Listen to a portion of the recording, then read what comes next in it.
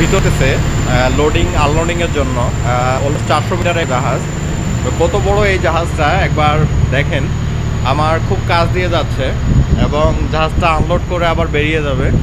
আর container vessel খুবই fast হয়, কারণ চায়নার প্রযুক্তি আসলে এতটাই উন্নত যে মোটামুটি একদিনের মধ্যে এই জাহাজ পুরো লোড করে দিতে পারবে এবং ডিসচার্জ করে দিতে পারবে। মানে এই পরিমাণ ক্যাপাসিটি এখন বর্তমান প্রযুক্তি চায়নার। তো চলুন দেখা যাক জাহাজটা আসলে কত বড় এবং কিভাবে জাহাজটা ভিতরে ঢুকতেছে আমি দেখাই।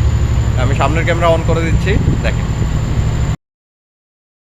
তো একটা জাহাজ লোডিংয়ের জন্য এবং ডিসচার্জিংয়ের জন্য ভিতরে ঢুকতেছে। তো এই যে দেখেন কত বড় একটা জাহাজ, এটা অলমোস্ট 400 মিটারের, প্রায় 20,000 কন্টেইনার এই কন্টেইনারটাতে, এই কন্টেইনার ভেসেলে ক্যারি করতে পারে। তো দেখেন, পৃথিবীতে যদি সব থেকে বড় মুভেবল কোনো মেশিনারিজ থাকে তাহলে সেটা জাহাজের থেকে আর কোনো বড় এই পৃথিবীতে মুভেবল কোনো মেশিনারি আইটেম আসলে নাই।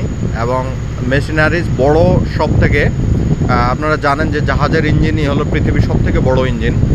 এই যে দেখেন জাহাজটা ডিসচার্জ এবং লোডিং করবে, এটা ভিতরে ঢুকতেছে। আমি জাহাজের সামনে থেকে দেখাই। এই যে দেখেন সামনে একটা লোহার একটা বস্তু যে ঝুলে আছে, এটাই মূলত অ্যাঙ্কর।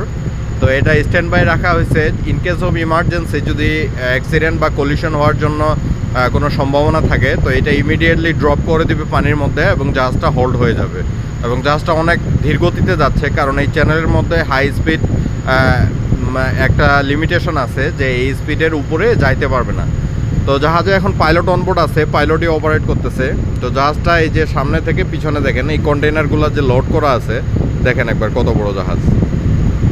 তো এটি মূলত 20,000 কন্টেইনার ক্যারি করতে পারে, এটা কন্টেইনার ভেসেল। কিন্তু আমাদেরটা আসলে এই তুলনায় অনেক ছোট একটা জাহাজ, আমাদেরটা মোটামুটি 1600 কন্টেইনার নিতে পারে।